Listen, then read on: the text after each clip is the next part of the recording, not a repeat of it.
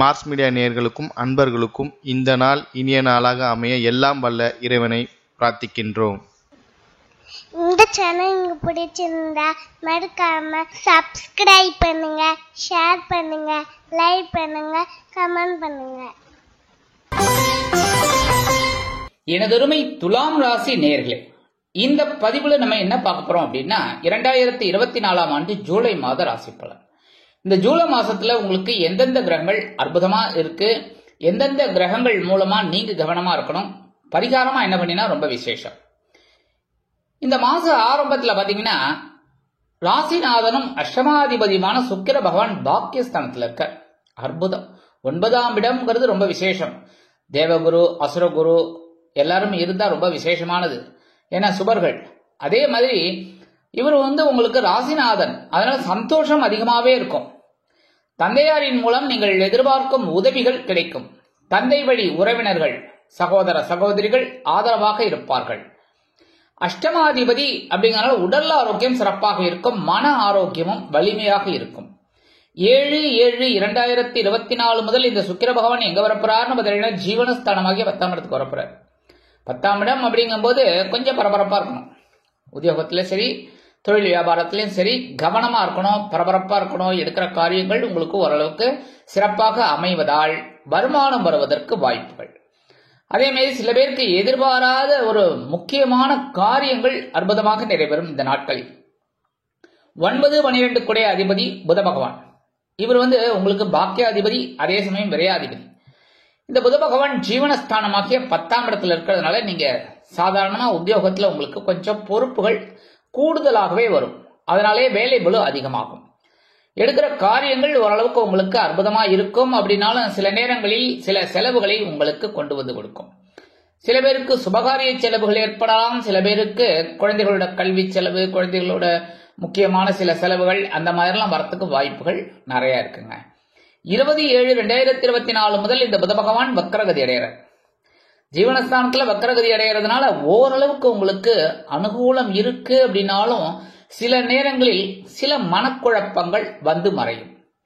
2-7 குடைய அதிபதி செவ்வாய் பகவான் மாத ஆரம்பத்தில் கலத்திரஸ்தானத்துல இருக்க, கலத்திரஸ்தானத்துல ஆட்சி அமைச்சிருக்கார். கலத்திராதிபதி கலத்திரஸ்தானத்திலே இருக்கார். ஆனா வாழ்க்கை துணையோட உடல் ஆரோக்கியத்துல கொஞ்சம் அக்கறை எடுத்துக்கிறது நல்லது. அதே மாதிரி நண்பர்கள் விஷயத்துல தேவையில்லாத சில பிரச்சனைகள் எழலாம் என்பதால் அவர்களிடம் பேசும் பொழுது கவனமாக இருப்பது நல்லது. வீண் விவாதத்தை தவிர்க்க வேண்டும். அதே மாதிரி வருமானம் ஓரளவிற்கு சிரமப்பட்டு வந்து சேரும். வரும்னு நினைச்சுட்டு இருப்பீங்க, கொஞ்சம் வரத்துக்கு காலதாமதமாகும். இன்னைக்கு வரதுக்கு பதிலாக ஒரு 2-3 நாள் கழிச்சு வரும். அந்த மாதிரிலாம் ஒரு சிச்சுவேஷன் அமையும். 11/7/2024 முதல் இந்த செவ்வாய் பகவான் எங்க வரப்போறாருன்னு பாத்தீங்கன்னா அஷ்டம ராசியான 8ஆம் இடத்துக்கு வரப்போறாரு. 8ஆம் இடத்துல ஆல்ரெடி குரு பகவான் இருக்கார். அதனாலே குருமங்கள யோகம் உண்டாகுது இருக்கு. அப்படின்னாலும் உடல் ஆரோக்கியத்துல கொஞ்சம் சிறப்பு அக்கறை எடுத்துக்கணும். ஏன்னா இந்த இடத்துல உங்களுக்கு 8ஆம் இடம் அப்படிங்கறதுனால 2-7 குடையவர் 8ஆம் இடத்துல இருக்கும் போது கலத்திரத்தின் உடல் ஆரோக்கியத்திலையும் கவனமா இருக்கணும், உங்களோட உடல் ஆரோக்கியத்திலையும் கவனமா இருக்கணும். வேலை பளு அதிகமாகும். உத்தியோகத்துல எடுக்கிற காரியங்கள் ஓரளவிற்கு அனுகூலமாக அமையும். சீருடை பணியாளர்களாகிய காவல், ராணுவம், தீயணைப்புத்துறை, மருத்துவத்துறையில் வேலை பார்க்கும் அன்பர்களுக்கு எதிர்பார்க்கும் இடமாற்றம், பதவி மாற்றம், பதவி உயர்வு, சம்பள உயர்வு சற்று காலதாமதமாக்கி அதன் பிறகு நிறைவேறும். லாபாதிபதி சூரிய பகவான் அருமையாக பாக்கியஸ்தானத்தில் இருக்கார். மாத ஆரம்பத்துல அற்புதம். எடுக்கிற காரியங்கள்லாம் இப்ப டக்கு டக்குன்னு முடியறதோடு இல்லாம ஓரளவுக்கு வருமானமும் வரும். காரியம் வந்தது அப்படின்னாலே அருமையா நிறைவேற்றுவீங்க. அதுக்கு உண்டான ஒரு வருமானம் கண்டிப்பா கிடைக்கும். தொழில் வியாபாரம் ஓரளவிற்கு அனுகூலமாக இருக்கும். தந்தையார், குழந்தைகள் இவங்கெல்லாம் கொஞ்சம் ஆதரவா இருப்பாங்க. குழந்தைகளின் மூலம் மனமகிழ்ச்சி ஏற்படும். 17/7/2024 முதல் இந்த சூரிய பகவான் எங்க வரப்போறாருன்னு ஜீவனஸ்தானமாகிய 10ஆம் இடத்துக்கு வரப்போறாரு. தட்சிணாயனம் ஆரம்பிச்சுடுறது ஆடி மாதம். 10ஆம் இடத்துக்கு சூரிய பகவானும் வந்த உடனே செலவுகள் ஓரளவுக்கு உங்களுக்கு கட்டுப்படும். ஏன்னா கவனமா இருப்பீங்க, ஒவ்வொரு செலவையும் கண்ட்ரோல் பண்ணி பண்ணுவீங்க. அதனாலேயே ஓரளவுக்கு உங்களுக்கு அனுகூலம் இருந்தாலும் உத்தியோகத்துல பரபரப்பா இருக்கிற ஒரு சிச்சுவேஷன் தான் தொடர்ந்துட்டே இருக்கும். ஏன்னா வேலை பளு அதிகமா தான் இருக்கும். எல்லா விதத்திலுமே உங்களுக்கு சில சிரமங்கள் இருந்தாலும் அதை சமாளிக்கக்கூடிய ஒரு ஆற்றலும் உங்களுக்கு உண்டாகும். ஏன்னா இவர் லாபாதிபதி. லாபாதிபதி ஜீவனஸ்தானத்தில் இருக்கிறது ரொம்ப விசேஷம். ஏன் அப்படின்னா நீங்க தொட்டதெல்லாம் பொண்ணாகும். எப்படின்னா இந்த இடத்துல நீங்க எல்லா வேலைகளையும் இழுத்து போட்டு செய்யணும். ஏன்னா சூரிய பகவான் திக்பலம் அடைகிறார். பலம் சாதாரணமாகவே சூரிய பகவான் பலம். ஏன்னா அவரோட ஒளியை வாங்கின்னு தான் எல்லா கிரகங்களுமே சஞ்சாரம் பண்ணிட்டு இருக்கு. அப்படி இருக்கிற பட்சத்துல உங்களுக்கு திக்பலம் அடைந்த சூரிய பகவான் சில அற்புதமான நன்மைகளை கொடுப்பார். எப்பொழுது நீங்கள் பரபரப்பாக இருந்தீர்கள் என்றால், சுறுசுறுப்பாக இருந்தீர்கள் என்றால், கரெக்டா அந்த மாதிரி இருங்கோ, கண்டிப்பா இந்த சூரிய பகவான் உங்களுக்கு அனுகூலமா இருப்பார். 3, 6 அதிபதி குரு பகவான் அஷ்டம ராசியில இருக்கார். இந்த குரு பகவான் உங்களுக்கு பகை கிரகம் அப்படின்னாலும் சுப கிரகம். அசுரகுருவும் சுப கிரகம் சுக்கராச்சாரியார். அதே சமயம் இந்த தேவகுருவும் உங்களுக்கு பிரகஸ்பதின்னு சொல்லக்கூடிய தேவகுருவும் சுபர்.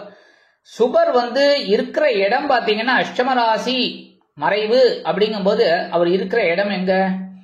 உங்களோட ராசிநாதன் சுக்கிர பகவானின் இல்லத்தில் இருக்கார்.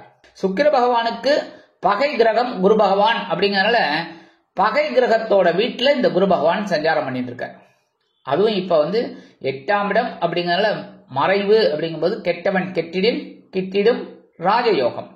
ஓரளவுக்கு குரு பகவான் உங்களுக்கு அனுகூலமா கொடுப்பார். எப்ப? இவர் தான் இந்த சகாயாதிபதி, அதே சமயம் பகைருண ரோகாதிபதி.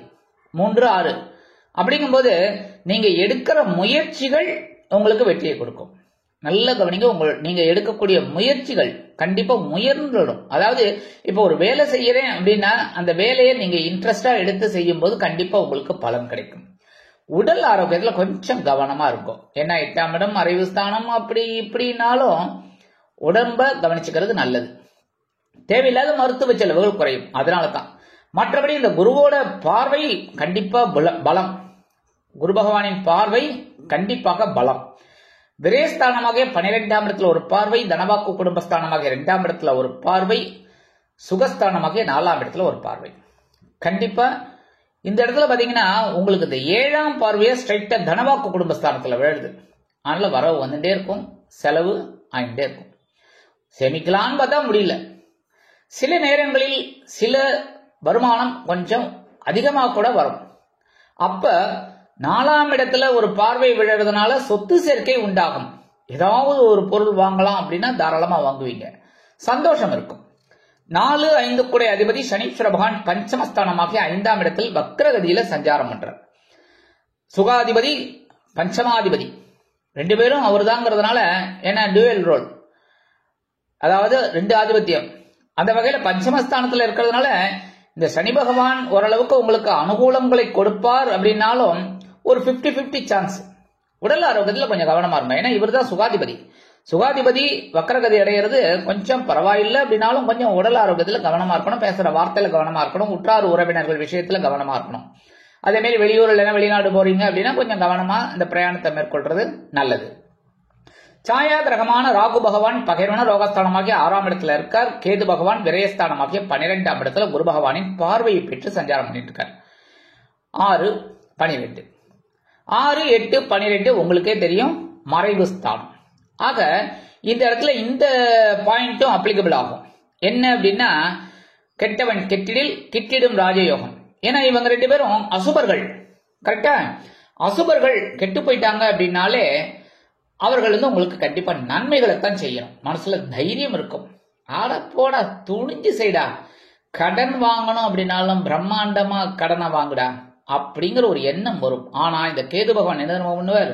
டேய் இதெல்லாம் வேலைக்கு ஆகாது, இந்த மாதிரி அனாவசியமான ஒரு கடனை வாங்கின அப்படின்னா நான் கவுத்து விட்டுருவேன், கவனமா இருக்கணும் அப்படின்னு சொல்லிட்டு இருப்பார் விரயத்துல. அதனால நீங்க எடுக்கிற காரியங்கள் உங்களுக்கு அற்புதமா நிறைவேறும். அப்படின்னாலும் சிரமம் கொஞ்சம் அதிகமா இருக்கும், கவனம் அதிகமா வேணும். சரியா? வெளிநாடு வெளியூர் போய் படிக்கணும் இல்ல உத்தியோகம் பார்க்கணும்னு நினைக்கிற குழந்தைகளுக்கு எல்லாம் தாராளமா அற்புதமான ஒரு முன்னேற்றத்தை இந்த கேது பகவான் கொடுப்பார். ராகு பகவான் பகைருண ரோகஸ்தானமாகி 6ஆம் இடத்துல ஒரு தைரியத்தை கொடுக்கறதுனால உத்தியோகத்துல இருக்கிறவங்களுக்கெல்லாம் ஒரு பெரிய பவர் கிடைக்கும். எல்லா வேலைகளையும் இழுத்து போட்டு செய்வீங்க, அதுக்கு உண்டான உயர்வுகள் உங்களுக்கு கண்டிப்பா கிடைக்கும். இதெல்லாம் நீங்க செய்யணும். சரியா? அதே மாதிரி உடல் ஆரோக்கியமும் ஓரளவுக்கு சிறப்பா இருக்கும். கொடுக்கல் வாங்கல் அப்படிங்கும் போது கொஞ்சம் கவனமா இருக்கிறது நல்லதுங்க. ஏன்னா இந்த சில பேருக்கு எதிர்பாராத ஒரு கடன் சுமை ஏற்படலாம். அதனாலே கவனமா இருக்கிறது நல்லது. மற்றபடி இந்த கேது பகவான் விரயஸ்தானத்தில் இருக்கிறதுனால உங்களுக்கு ஆன்மீக பயணங்களில் நாட்டம் அதிகரிக்கும். அதன் மூலம் சில நன்மைகளை நீங்கள் எதிர்பார்க்கலாம். சில பேருக்கு இந்த குலதெய்வ பிரார்த்தனைகள் அந்த இதெல்லாம் நீங்க நிகழ்த்துறதுக்கு ஒரு வாய்ப்புகள் உங்களுக்கு தேடி வரும். பரிகாரமா என்ன பண்ணினா ரொம்ப விசேஷம் அப்படின்னா சூரிய வழிபாடு கண்டிப்பா பண்ணுங்க. சரியா? அப்ப உங்களுக்கு இந்த பாக்கியஸ்தானத்தில் இருக்கிற சூரிய பகவான் அப்புறம் 17ஆம் தேதியிலிருந்து ஜீவனஸ்தானத்துக்கு வரப்போறார். உத்தியோகம் நல்லபடியா இருக்கும், தொழில் வியாபாரம் நல்லபடியா இருக்கும். அடுத்தபடியா எம்பெருமான் முருகப்பெருமான சாதாரணமா வழிபாடு பண்றதை விட வள்ளி தேவசேனா சமேத எம்பெருமான் முருகப்பெருமான வழிபாடு பண்ணுங்கோ. அதே சமயம் வேல் வழிபாடு பண்றது ரொம்ப விசேஷம். அதாவது வேல் நினைச்சீங்கனாலே சக்தி வேல் அப்படின்னு நினைச்சிட்டீங்கனாலே முருகப்பெருமான் ஓடி வந்துருவார். சரியா? ஆக வேல் வழிபாடு பண்றது ரொம்ப விசேஷம்.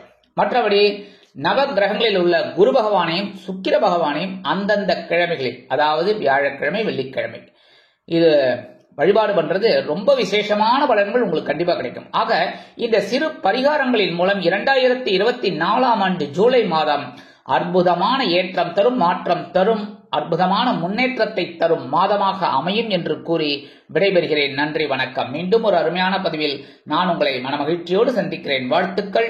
வாழ்க வளமுடன். இந்த சேனல் உங்களுக்கு பிடிச்சிருந்தா மறக்காம சப்ஸ்கிரைப் பண்ணுங்க, லைக் பண்ணுங்க, ஷேர் பண்ணுங்க.